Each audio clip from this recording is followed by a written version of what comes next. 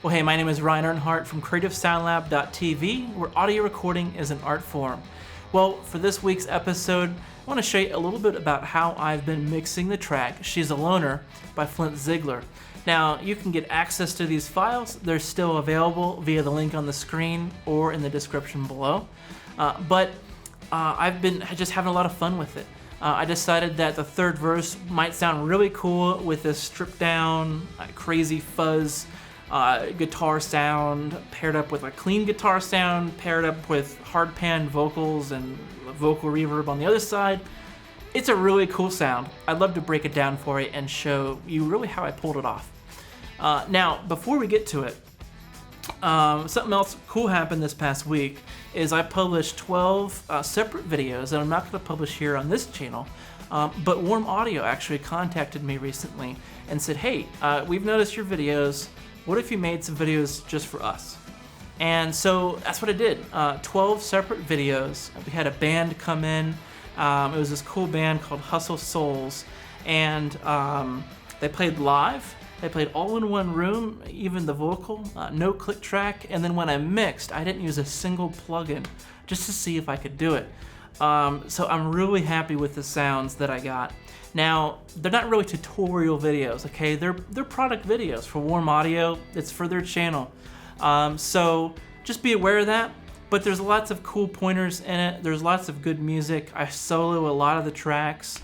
I show you how I'm compressing this, EQing that kind of thing. I even do some stereo kind of, mastering kind of stuff. So if you're interested, check out those videos. I'm really proud of them. I think they came out really cool. And yeah, so check them out. But let's go ahead and show you that breakdown part of She's a Loner.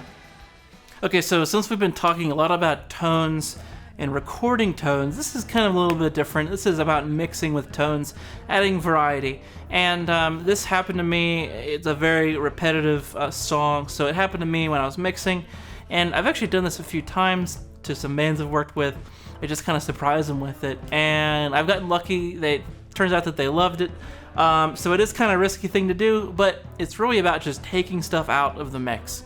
So if you find that a song is getting really repetitive, say the second verse or even the bridge, you could just take out something for a while and then bring it back in at a key time.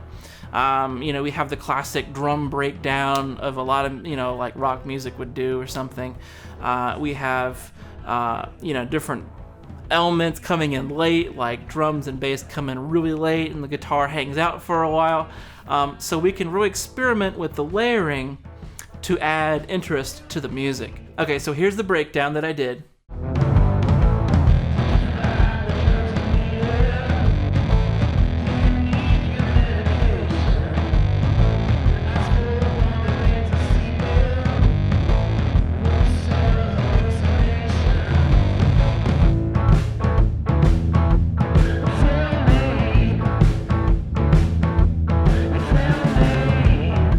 Now what I want to do for you now is just to solo the different elements. So let me just take for a second and solo the vocal tracks. I have one vocal track on the left and the room vocal track on the right. Did you find the drugs you needed? Do you need your medication? I suppose one the veins are seeping. Root cellar hallucinations. You'll also notice that it's not just the reamp vocal, but it is actually the original vocal. So just for clarity's sake, I went ahead and just kind of pushed that original vocal in for the S and T sounds, just the sibilants. But the body of that vocal is that reamp track. And with this, what we have is we have a really wide spread. We have basically as wide as you can get, unless you're mixing for surround sound where you're able to physically be having sounds come at the listener from parts of the room. This is, I think, is about as good as it gets. It's really cool, kind of a really old school way of doing it, but you have the dry sound on one side, you have the wet sound on the other. And that was kind of, hey, let's make this really interesting. Let's give the listener something really to kind of mesmerize their ears a little bit. So let's check out the guitar and what I did with those guitars.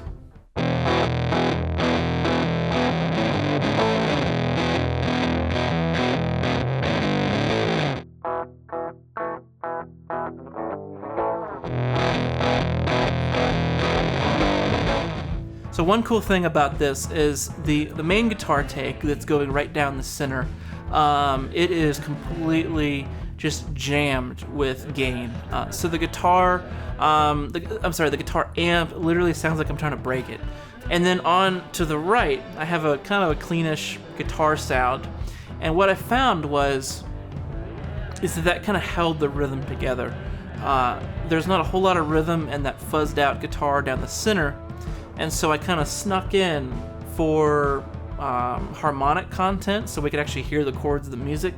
Kind of snuck that in. So it adds some rhythm, it adds some chordal structure to the music, and that's what kind of helped carry that part along. The listener hears the top end. They hear that high frequencies of the fuzz, like really hard overdriven guitar. And so that's what we first hear, and then we subconsciously know what's happening in the music because I kind of sneak in that guitar on the side, on the right. Let's hear that again, and we'll go on to the next part.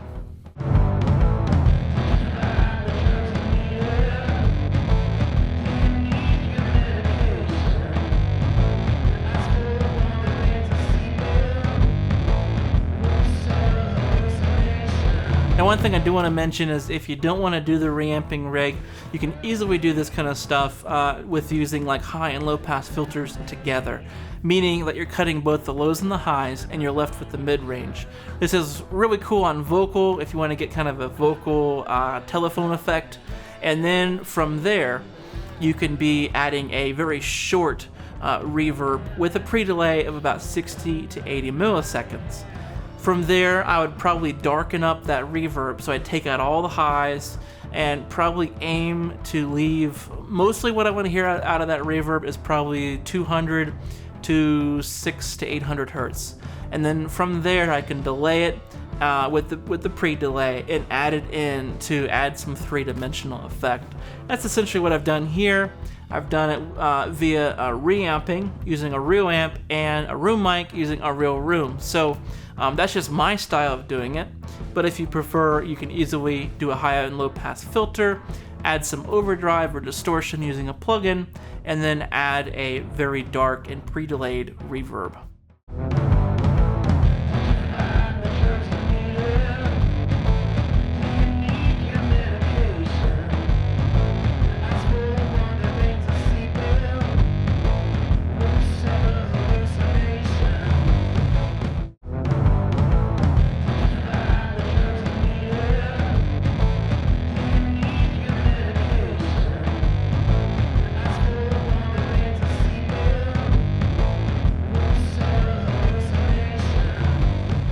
Okay, so that was the breakdown.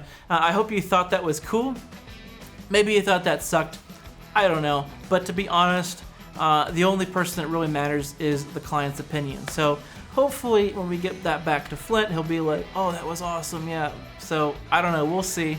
But you have to take risks like that because otherwise the song just keeps going and going and going. And it just kind of gets boring. So check out the raw tracks. If you want to download them, you're more than welcome to join us on this series and practice your mixing. And also check out those Warm Audio videos. I think they're really, really cool videos. There's lots of cool content in there. But they are product videos for Warm Audio, so check out their stuff. I obviously use their stuff. I like it. I think it sounds great. So anyways, I'll see you next week. Yeah.